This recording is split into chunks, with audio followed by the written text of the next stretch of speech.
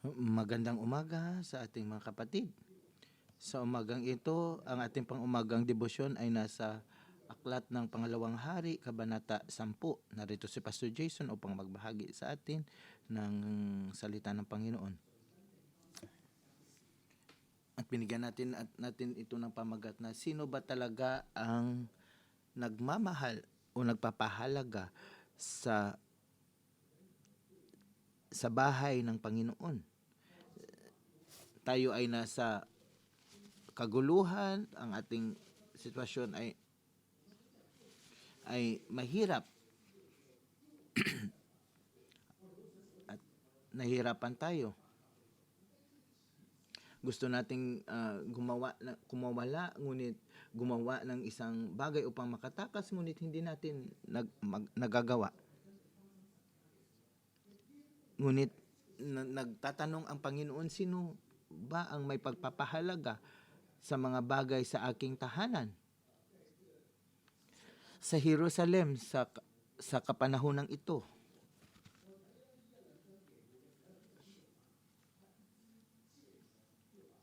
kung titingnan natin si Jero, siya'y mabangis. Pinatay niya ang 2 hari sa isang araw lamang. Pinatay niya si Haring Joram sa isang palaso. At hinatulan niya din si Jezebel. At sa isang sulat lamang, pinapatay niya ang 70 na mga anak ni lalaki ni Ahab. At sa isang paglilinlang lang na pinatay niya ang mga pari ni Baal. So makikita natin dito na si Jehu ay mabagsik.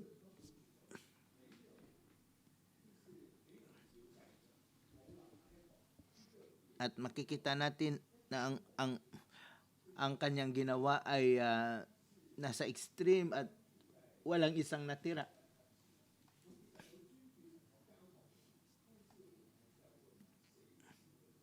So sa kabuuhan siya ay focus sa mga bagay na ipinagawa ng Panginoon sa kanya. Ngunit may katanungan tayo, sino ba talaga ang nagpapahalaga? May pagpapahalaga sa bahay ni Yahweh. Verse 1. Si Ahab ay may 70 anak na lalaki sa Samaria. Sinulatan ni Jehu ang mga pinuno ng Jezreel, ang matatandang pinuno at ang mga tagapag-alaga ng anak ni Ahab.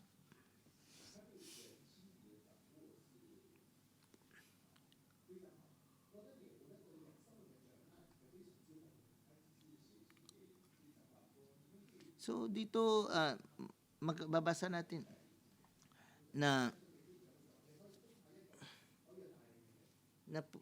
nakakapagsalita siya direkta sa mga puso ng mga pinuno.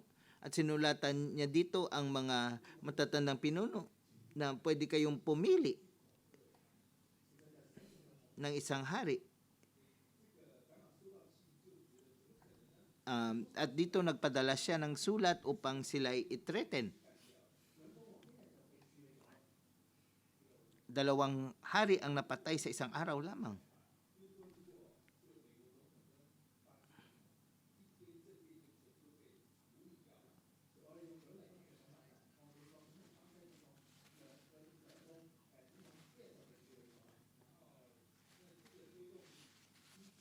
At isang metaphor lang dito, kung titingnan natin, kapag ang presidente ng Amerika at ang Brazil ay pinatay sa isang araw lamang, so maring magkaroon ng kaguluhan, rebellion.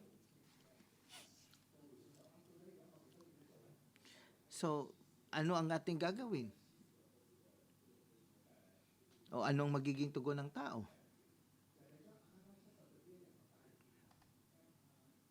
At sinabi niya dito na dalhin niyo dito ang ulo ng mga anak ng inyong Panginoon. So mabasa natin dito na sa pamagitan ng isang sulat, hindi niya na kailangang gumamit ng palaso at pana. Na naintindihan niya kung paano matakot ang tao.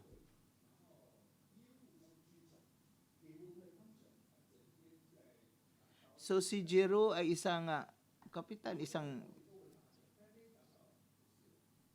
pinuno, siya ay isang mandirigma. Siya ay hanas sa pagkikipaglaban. So ang mga taong itong na kanyang sinusulatan ay hindi mga sundalo. So meron siyang pagkakaintindi kung paano gawin sa psikolohiya. Kaya nga ang mga matandang pinuno pinugutan ng ulo ang mga anak ni Ahab at ang mga ulo nito ay inilagay sa pintuan ng lungsod.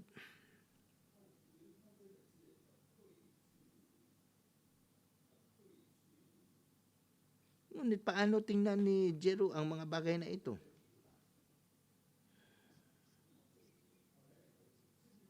Tingnan natin sa verse 9.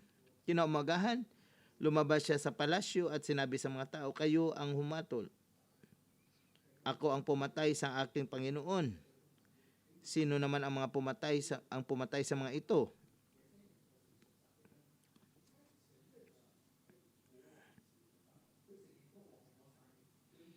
Dito sinabi niya na siya ang pumatay sa hari. Kayo ay mga inosente. Kayo ay matuwid. Kayo ay banal.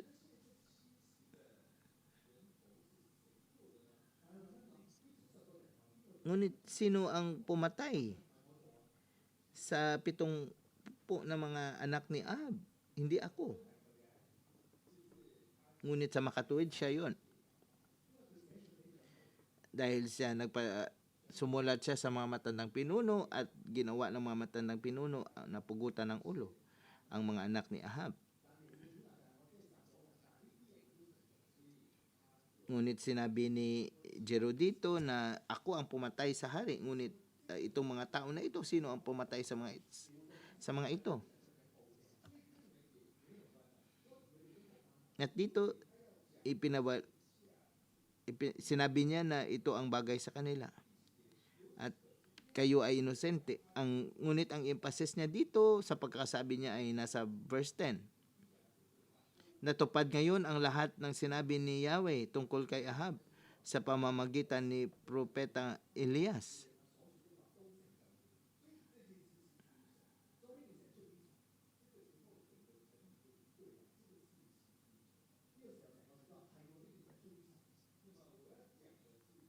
So dito, sinabi niya na ito ay mula sa Panginoon at ang mga tao ay magkikaayo na ito ay galing, ito ay kagagawa ng Panginoon. So si Jero ay alam niya kung ano ang tumbukin ang puso ng mga tao at alam niya kung ano ang sinabi ng propeta. Pagkatapos niyang patayin si Haring Joram, sinabi niya na alala mo yung propesiya na sinabi ni Elias, tayo'y kasama niya noon at nais ng Panginoon na mamatay ang sambahayan ni Ahab. So dito ay napakaklaro niya at alam natin na ang salita ng Panginoon ay napakapangyarihan, ito ay punong-puno ng kapangyarihan. At kung ito ang salita ng Panginoon ay mahayag, ang tao ay makikinig.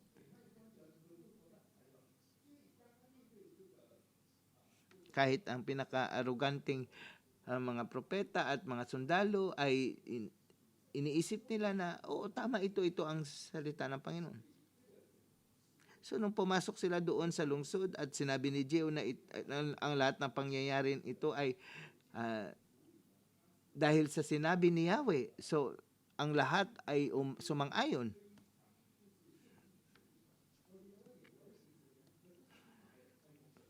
So si Jero, inilagay niya ang lahat ng ito, ginawa niya ang lahat ng ito upang maihayag at na nakuha niya ang nais gawin ng Panginoon. So ito ang mga taong nais na gawin gamitin ng Panginoon. Napakadali sa atin na mag-isip ng pangsarili natin. Sa sarili nating pamilya, sarili nating mga anak, sarili nating ipon, pera. Ngunit alam ni Jero kung paano mag-isip ang mga tao. Paano isipin kung ano ang inisip ng mga tao.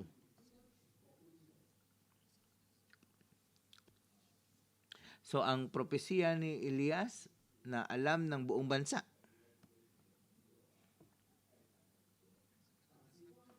Kapag may nangyari na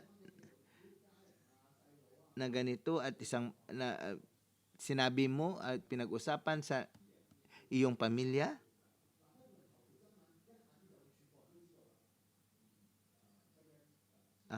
balita, headline na ang bawat isa ay alam,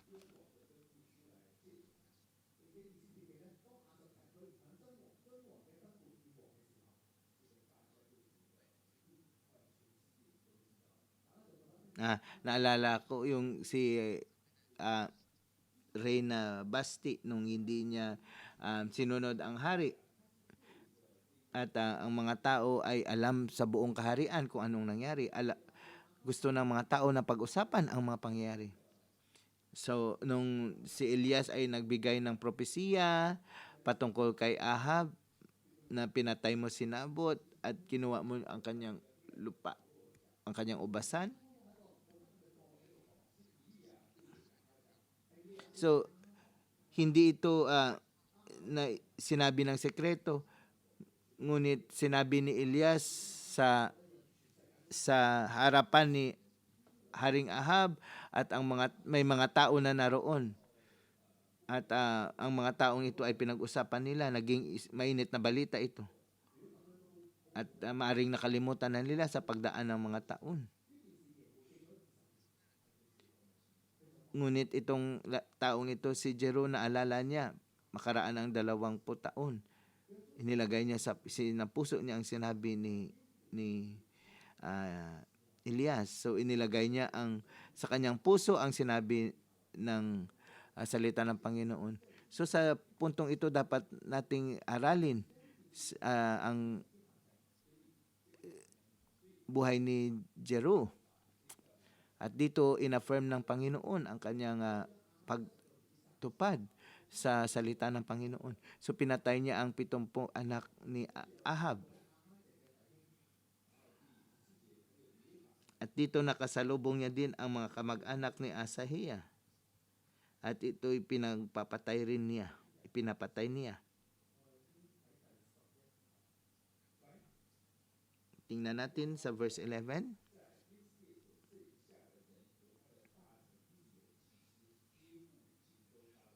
So, pinatay, walang ang itinara si Jero sa sambahayan ni Ahab. Pinatay niya ang lahat ng tauhan nito at mga kaibigan, pati ang mga pari. At wala siyang itinira.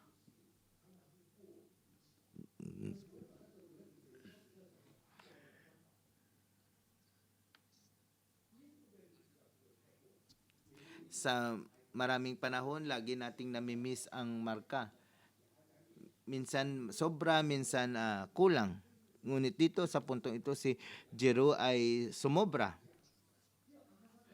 Dito, wala siyang tinira sa sambahayan ni Ahab.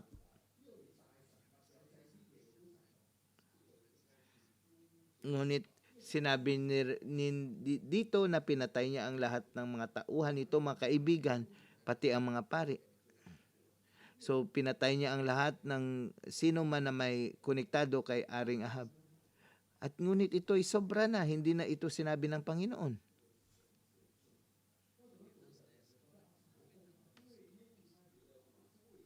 Kapag ginawa niya ito, maring iniisip ng tao na ang Panginoon ay mabangis. Dahil si Jero ay ginagawa niya ito ayon sa salita ng Panginoon at lagi niyang sinasabi na ito ang propesiya ni Elias. So, kapag pinagpapatay niya ang sambahayan ni Ahab, iniisip ng tao na nais ng Panginoon na gawin ito, patayin ito.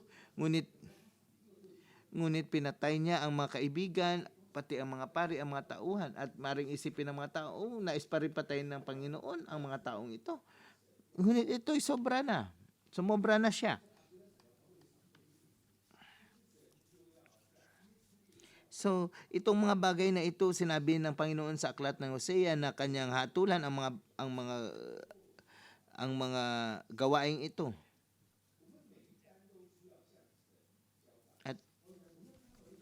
At dito pagbabayarin din siya sa kanyang pagpatay sa mga inosente. Ano ang mga bagay na ginawa natin? Mananagot tayo sa Panginoon. Kapag makagawa tayo ng mabuti, ang Panginoon ay bigyan niya tayo ng reward at biyaya. Pero pag may ginawa tayo na hindi mabuti, hatulan din tayo. So dito pati ang kanyang mga kaibigan, pati ang mga pari, ang kanyang mga tauhan ay kanyang pinagpapatay. At dito pati ang mga kamag-anak ni Haring Ahazaya.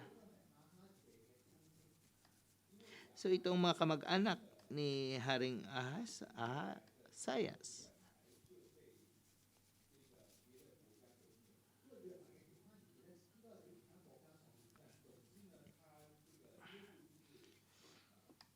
Ngunit ang mga anak ni Haring Joram ay napatay. Pinatay ng mga tao mula sa ibang bansa.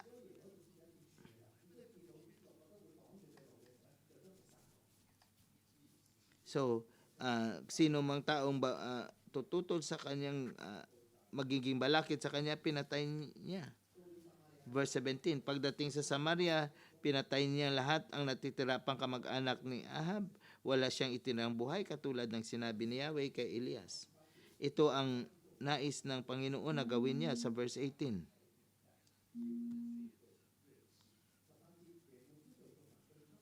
Tinipon ni Jero ang mga tao at sinabi niya hindi masyadong pinaglingkuran ni Ahab si Baal, ngunit higit ko siyang paglilingkuran.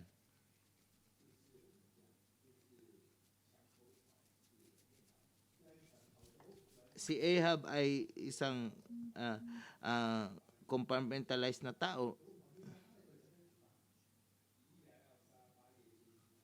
Meron siyang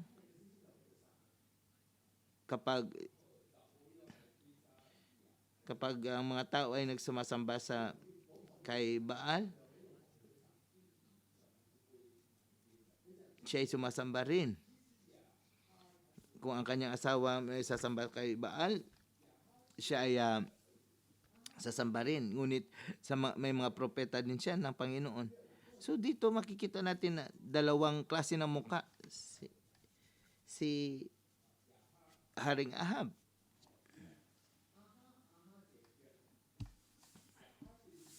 So si Ahab ay merong dalawang anak, si Ahazayas at si Jehoram.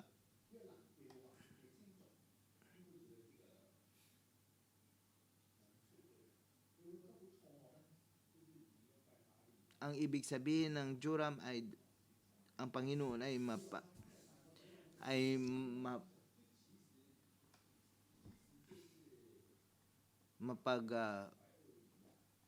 mabigyan ng papuri. The Lord be praised. So dito sa buhay ni Ahab, lagi siyang nagdadalawang isip. May sa Panginoon at pagsamba kay Baal. Nung sinabi ito ni Jero na ang si Baal ay hindi talagang totally na naglilingkod kay Baal. Kaya sinabi niya dito na sa verse 18 na tinipon ni Jero ang mga tao at sinabi hindi masyadong pinalingkuran ni Ahab si Baal, ngunit higit ko siyang paglilingkuran. So dito trinik niya, niloko niya ang mga propeta ni Baal. So tinawag niya ang lahat ng mga propeta mga pari at tagapagsunod ni Baal at gagawa tayo ng isang malaking paghandog kay Baal. Kailangang makasama ang lahat ng tagapagsunod ni Baal. Papatayin ang sinumang hindi sumama, ngunit paraan lamang ito ni Jehu upang mapatay niya ang lahat ng mga sumasamba kay Baal. Inutos niya, ipahayag ninyo, tayo'y mag-ukol ng pagsamba para kay Baal, at ganun nga ang ginawa nila. At ipinahayag ito, ang pahayag na ito ay pinaabot niya sa buong Israel at dumalo naman ang lahat ng sumamba kay Baal, kaya't punong-puno ang templo ni Baal. Sinabi ni Jehu sa tagapag-ingat ng kasuotan, ilabas mong lahat ng kasuotan, ipasuot mo sa mga sumasamba kay Baal. Sumunod naman ang mga ito.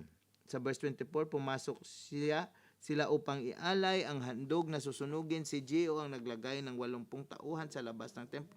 Pinagbilinan ng ganito, bantayan ninyong mabuti ang mga taong ito. Kayo ang papatayin ko kapag may nakatakas. So dito, pinagpapatay niya ang mga taong sumasamba kay Baal. So kung babasahin natin, nakakatakot. Siya ay napakabangis.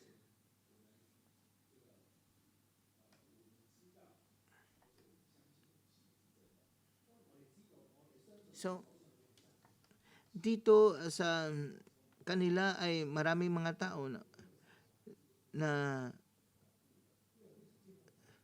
pinatay niya ang lahat ng mga sumasamba kay Baal.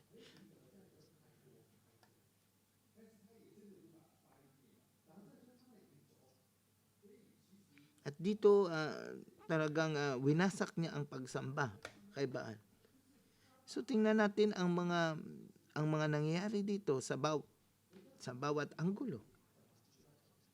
So pinagpapatay niya ang sambahayan ni Ahab, at sinabi ng Panginoon na oo, tama ang iyong ginawa. Magaling ang iyong ginawa. Ang pagpatay niya sa mga sumasamba kay Baal at pagwasak niya sa templo ni Baal, sinabi ng Panginoon na magaling ang iyong ginawa. So nakatanggap siya ng papuri sa Panginoon.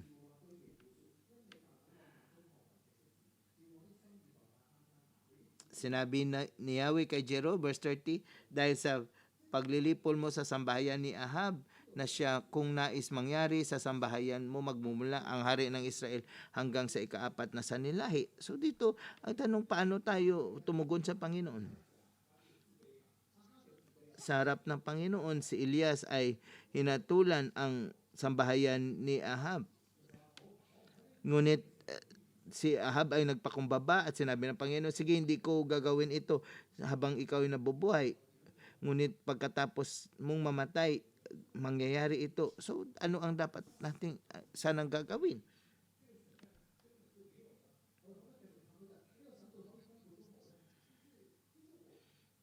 Pwede ba natin sabihin na ang hatol na ito ay mangyayari?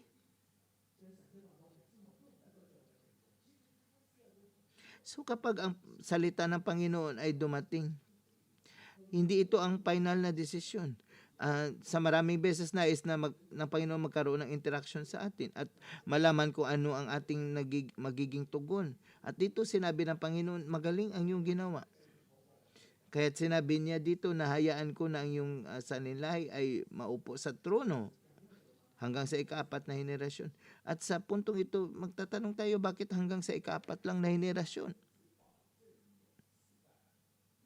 Ang sinabi ng Panginoon, upang maintindihan ang praise ang talata na ito, na sinabi na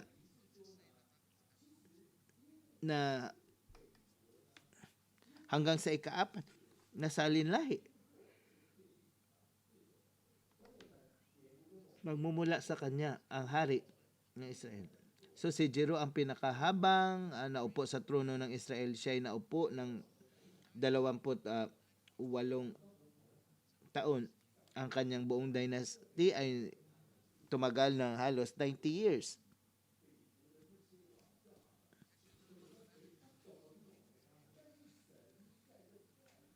Sa makatuwid, siya ang pinakamainam na hari na namuno sa Israel sa Northern Kingdom. Ngunit sinabi ng Panginoon dito na hanggang sa ikaapat na lahi lamang. At dito pwede nating saliksikin bakit hanggang sa ikaapat lang na henerasyon, hindi sa 100 generation.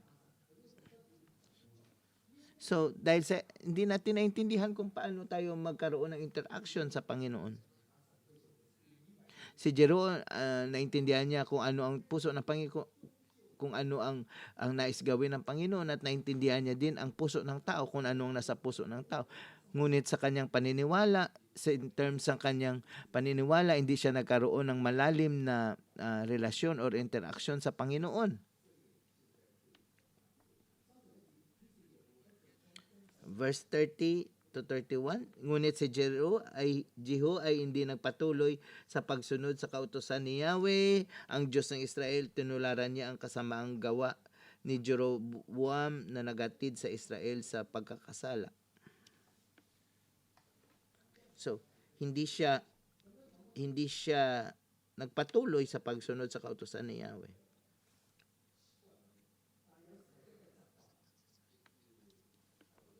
Maraming beses ito ay habit. So, ang aking mga magulang ay sumasamba doon, ako ay sasamba din doon. Napakasimple lang. So, ang aking mga kalululuhan, ang aking mga ninuno, sumasamba sila sa ganito. So, ako sumasamba rin. Lagi nating sinasabi,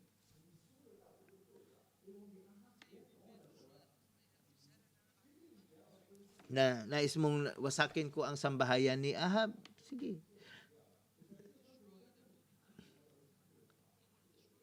Kung utusan mo ako na wasakin ko ang gintong guya, wawasakin ko. So, sabihin mo lang at gagawin ko. Wawasakin ko si Baal. Sa isang sulat niya lang. Sa isang sabi niya lang, ang gagawin ko ang mga bagay. Panginoon, naghintay lang ako ng sasabihin mo at gagawin ko. Ngunit dito, ang Panginoon ay hindi nagsalita. So may mga bagay na ang Panginoon ay hindi siya nagsasalita. Bakit siya hindi nagsasalita sa atin?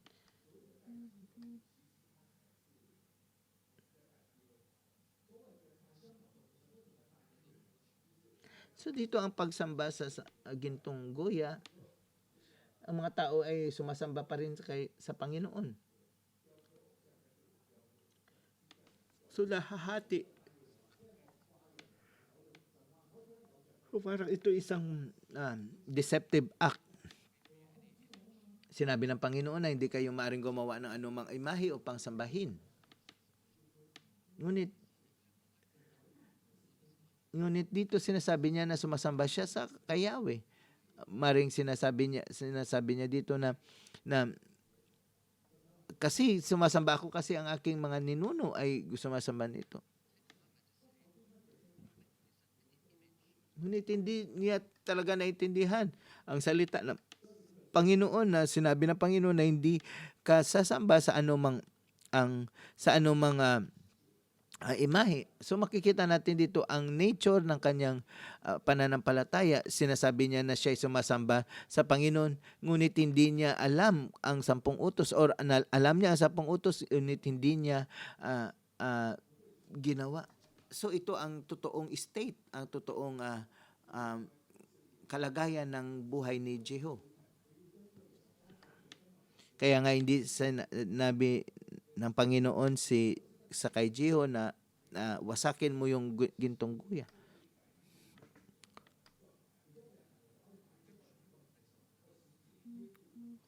Ang ating aksyon ay nagpapakita ng ating buong pagkatao. Verse 31.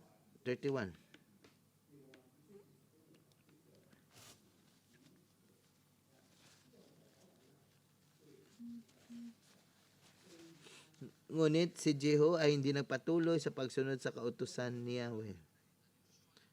So, may mga mabuting ginawa siya, winasak niya ang sambahayan, pinapatay niya ang sambayan ni Ahab at winasak niya ang pagsamba kay Baal. Ngunit ang pagsunod sa Panginoon ng buong puso, hindi niya nagawa.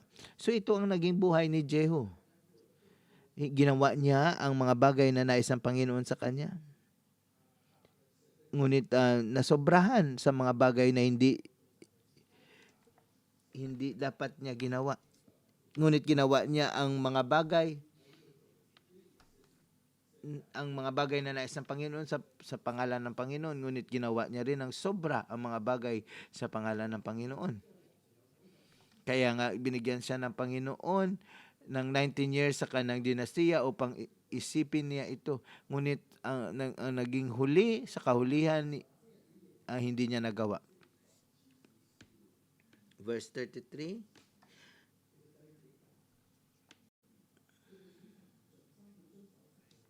Nang mga panahong yun, pinabayaan ni Yahweh na masakop ang kaharian at ibang lupain ng Israel. Unti-unti silang nasakop ni Hazael. So dito, sila ay unti-unting nasira at sa dalawang kaharian dito, sila rin ay tumatalikod sa Panginoon. So dito kung titingnan natin ang kasaysayan, noong si Jehu ay naging hari, siya ay nagpasailalim sa Assyria. Noong unang taon ng kanyang pagkahari, siya ay nagbibigay ng tribute sa Assyria. So kung titingnan natin dito, si Jehu ay merong zealousness sa Panginoon. Kung titingnan natin dito, siya ay matapat sa Panginoon, ngunit siya ay nakipag-alyado sa taga-Syria. So parang siya ay naging matapat, ngunit sa totoo hindi siya naging matapat sa Panginoon. Kaya nga sa huli nawasak ang Israel. Manalangin tayo sa Panginoon na gamitin tayo sa Panginoon dahil ang Panginoon ay pumipili ng sisidlan, na maging handa tayo upang mapili ng Panginoon. At dito ang tanong, sino talaga ang nakikinig sa sinasabi ng Panginoon, ang nagpapahalaga sa kanyang sinasabi? At sino ang nagiging tapat sa Panginoon? So si Jehu ay mas maayos sa kung sino mang tao sa kanyang henerasyon, kaya pinapala siya ng Panginoon at pinaupo sa ika-4 na henerasyon. Ngunit ang naging resulta sa huli, hindi siya naging matapat sa salita ng Panginoon, hindi niya alam kung paano magkaroon ng interaction sa Panginoon. Ang Panginoon tulungan naman tayo ng Panginoon at bigyan natin ng atensyon ang mga aral na ito.